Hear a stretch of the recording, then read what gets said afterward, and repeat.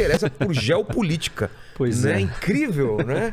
É que foi muito interessante. Uma surpresa mas foi muito agradável. Aquele essa. papo foi demais. Não, foi muito legal. Não, o tema é muito legal. Eu As acho. pessoas não conhecem, mas estão conhecendo. E a quantidade de mensagem que eu recebo, lá das pessoas falando assim: eu descobri a geopolítica, eu amo geopolítica agora. É porque muito geopolítica, legal. As pessoas não sabem o que é geopolítica. Não sabem. A gente podia até começar. Podemos.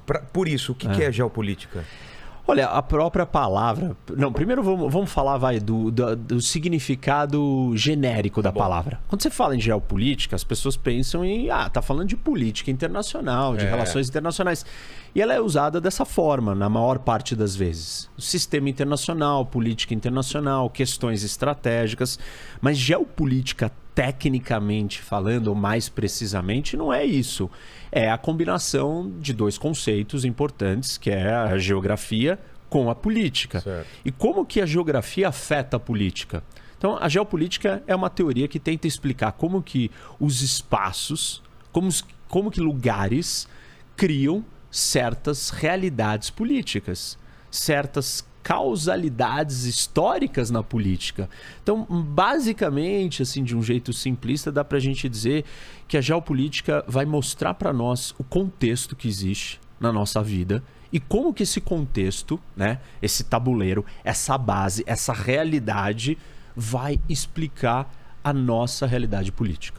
Mas eu vejo também nas suas aulas, nos seus vídeos e na sua participação aqui, que a história está muito presente também. Você não tem como entender geopolítica se não for lá atrás no tempo e entender o que aconteceu, o movimento dessas populações, antigos tratados e tudo mais, né? Então fantástico isso, né? Porque assim, né? As coisas elas acontecem num tabuleiro. E elas acontecem numa realidade. Nós estamos aqui nessa realidade. Qual o tamanho dessa mesa? Hoje ela era desse tamanho. Porque o estúdio do Vilela é desse tamanho. Exato. Daqui 2 anos, isso daqui é gigantesco. Exato. Uma mesa daqui até ali, uma mesa do Putin sentado com o Macron ou com o chanceler alemão a distâncias. E aí o tamanho do tabuleiro cresceu. E a história vai mudar, porque tem territórios diferentes, tem coisas que vão acontecer nesse espaço. Tecnologia vai alterar a geopolítica. Porque que a internet mudou muita coisa, né? Porque muda os espaços, muda a nossa realidade. Eu não sei se na outra vez que eu estive aqui, eu dei o exemplo de que se a gente estivesse aqui nesse lugar e tivesse menos 20 graus, você não estaria vestido assim. Você falou isso. E nem eu aqui.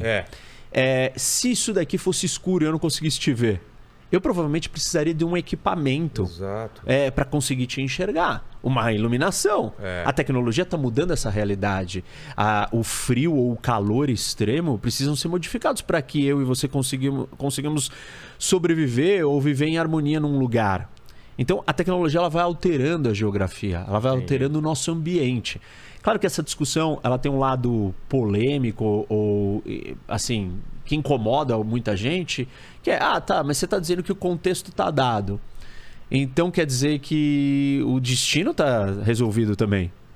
Porque se você está limitado por essa realidade, como é que você se liberta dela, entendeu?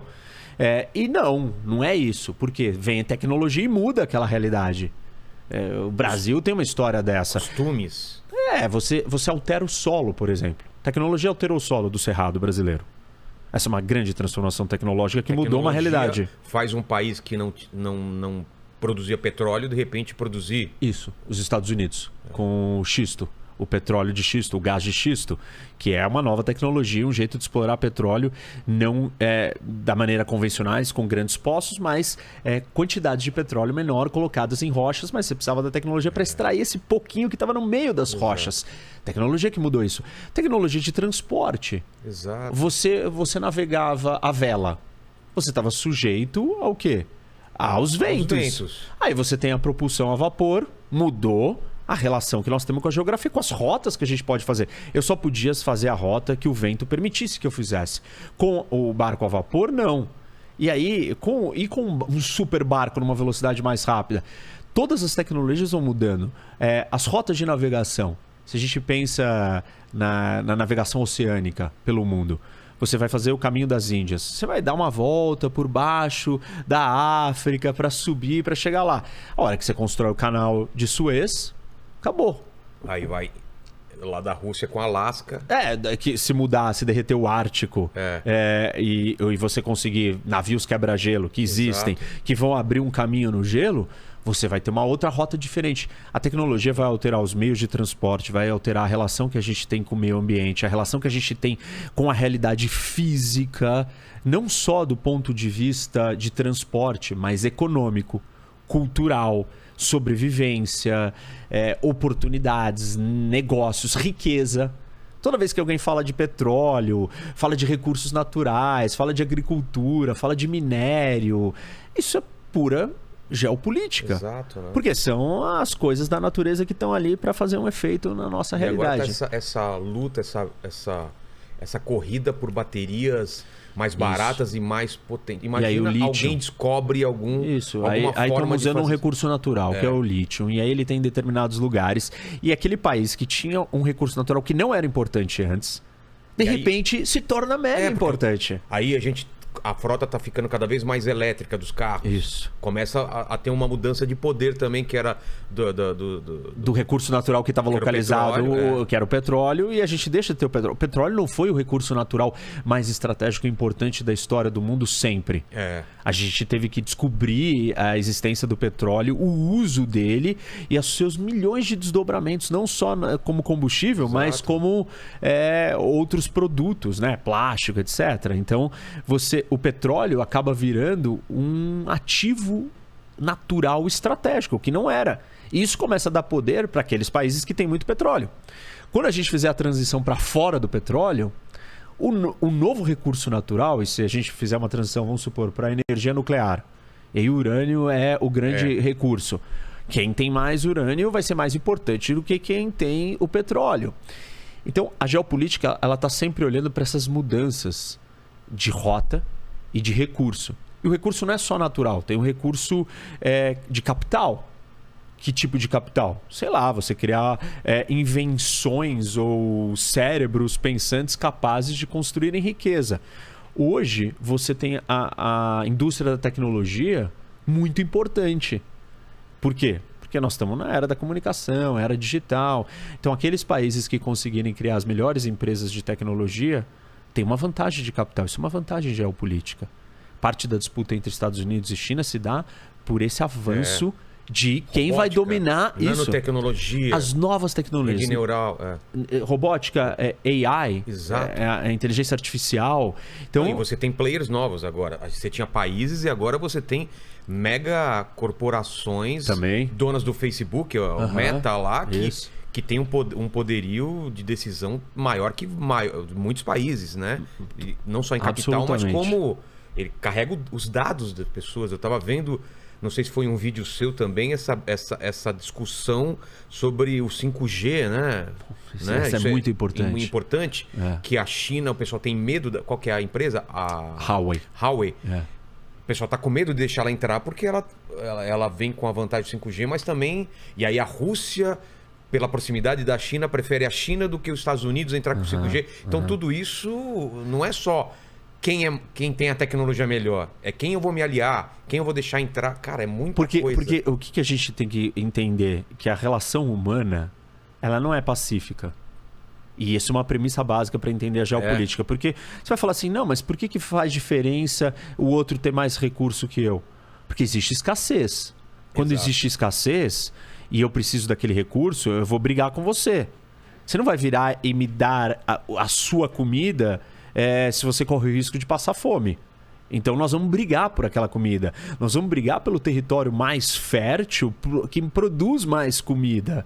Parte do que nós vamos falar hoje sobre a Ucrânia... Tem a ver com isso. Absolutamente. Gás natural. Isso, tem a ver com aquecer a sua casa no inverno, você sobreviver no frio, a sua indústria funcionar, você ter eletricidade, você ter comida. Então... Mas é isso que é fascinante. A gente vive um momento de paz, né? Durante décadas e décadas de paz. A gente pode dizer que tem uma eclosão de uma guerra aqui ou lá, mas a gente vive um momento de paz, certo? E essa paz só é possível porque a tecnologia, de certa forma, proveu uma certa abundância de alimento. Porque se a gente estivesse vivendo uma escassez um perrengue legal. São graus de escassez, eu diria. Porque a gente não pontuais, tem... né? A gente não tem abundância plena. Não tem. Por quê? Se tivesse abundância plena, não teria porque a gente ter problemas de um ter uma coisa e o outro não. Exato. Aí não teria esse problema. Mas como existe escassez na vida, e é muito difícil quando você fala isso do ponto de vista de discussões políticas e ideológicas mais profundas, o não reconhecimento da existência da escassez causa percepções sobre a realidade bastante distorcidas. Como assim? Tem gente que não tem isso. Aqui tá isso abundante. É injusto. A pessoa parte da premissa que tem para todo mundo. Que tem água para todo mundo, por exemplo. Isto é uma falácia. Não é? Não, água tem pra caramba. Isso é uma falácia. Não temos como dar comida para todo mundo. Não temos. Não temos. Nós não temos essas condições. Por que não temos? Porque existe escassez. Porque você não tem a comida no lugar certo, na hora certa. Ah, não, então tá. Então você tem a comida, mas você não consegue entregar. Não é qualquer coisa não conseguir entregar. Grande problema da Rússia, por exemplo, e eu vou falar disso depois, não ter grandes centros urbanos na grande parte do seu território é porque as distâncias são tão gigantescas que você não consegue levar o alimento até ali. Então não tem como você construir uma grande cidade, se não vai ter comida. Então, assim... Muito disso... Água também, né? Água, condições propícias à vida. Quais são as condições propícias? Certos climas são mais propícios à vida humana do que outros. Morar num deserto, seja de gelo ou de areia, não é um lugar habitável. Não é um lugar propício para você construir grandes cidades. Isso pode acontecer? Claro que pode. Dubai é um exemplo disso. Injeção de muito dinheiro. Só que é exatamente isso. Tem um custo ali. Qual o custo? O custo do funcionamento de um ar-condicionado em Dubai. As pessoas, para você ter uma ideia, Vilela, elas passam, deixam seus ar-condicionados ligados 24 horas por dia durante 365 dias por ano. Por quê? Porque você vai gastar mais energia para climatizar a temperatura de novo se você ligar e desligar. Entendi. Então eles deixam ligado. Mas para você deixar toda essa quantidade de ares condicionados ligados, você precisa ter muita energia. E como que eles conseguiram construir no meio do deserto uma cidade daquele tamanho? Com muita energia. Qual a energia? Eles têm muito recurso natural. Por exemplo, gás natural. Então, eles têm um gasto per capita de energia altíssimo, dos maiores do mundo, para uma cidade. E isso é o homem, né? O ser humano vencendo a geografia, a natureza. Só que tem um custo de outro lado. Qual? Ele está usando um outro recurso da natureza também, que pode acabar. Exato. E aí, se acabar, nós precisamos usar um novo recurso. Tá bom, então vai ser a solar, aí não tem problema. Bom, então nós precisamos de placas solares a custos baixos. Nós não temos o cérebro e a tecnologia para ter desenvolvido essas placas solares ao custo tão baixo, factível para construir uma cidade no meio do deserto daquele porte. Ou eólica, ou energia eólica. Isso. Então é uma corrida constante nossa tentando superar o ambiente, o meio ambiente, a realidade física, seja ela com tecnologia, seja ela com inteligência, seja ela vencendo a escassez. E essa escassez ela está distribuída no mundo. Isso causa uma dinâmica de choque, de conflito. Por que conflito? Você vai garantir o seu, uma vez que não tem para todo mundo, você precisa cuidar do seu primeiro. Aí quem é o segundo lugar? Bom, vou cuidar da minha família, da minha esposa, dos meus filhos, dos meus tios, dos meus primos. De quem mais? Do pessoal do meu bairro, do pessoal da minha cidade, do pessoal do meu estado, do pessoal do meu país, pessoal da minha religião, do meu continente, pessoal da minha civilização. A gente não conseguiu formar uma estrutura organizacional de todo mundo cooperando pela humanidade, porque existe escassez. E você, na hora que a sua sobrevivência estiver em jogo, esquece. Você vai defender quem? O seu. Mas você não é justo. Uma discussão complexa, filosófica, moral e ética. O que é justo? Você deixar o seu morrer para dar para o outro? Ou você proteger o seu em detrimento do outro? Mas eu não. Mas isso é muito triste. Não pode ser assim. Pois não pode. Mas